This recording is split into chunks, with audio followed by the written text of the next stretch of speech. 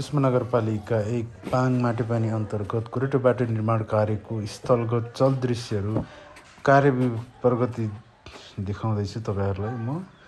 तपाईँ देख्न सक्छु निकै सुन्दर र राम्रो भएको छ, सहज हुनेछ। यसले गर्दा गोरेटो बाटोले निकै सहज हुनेछ मानिसहरू धारामा आउन जानेका लागि।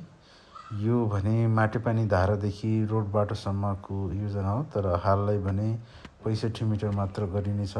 नगरपालिकाको बजेट अनुसारको कार्य भइरहेको छ र समय समयमा इन्जिनियरहरू र स्थानीयहरू पनि आएर हेर्ने रेखदेख गर्ने काम गरिरहनु भएको छ। तपाईँलाई यो बाटो कस्तो लाग्यो हेर्नुहोला।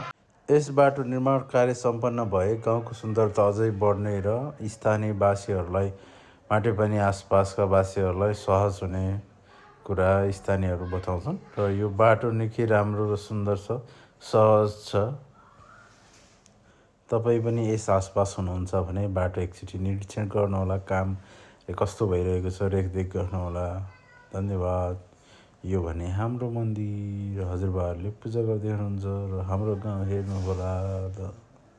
यी र यस्तै भ्लगहरू भिडियोहरू हेर्न चाहनुहुन्छ भने लाइक, सेयर, कमेन्ट, फलो गर्नुहोला।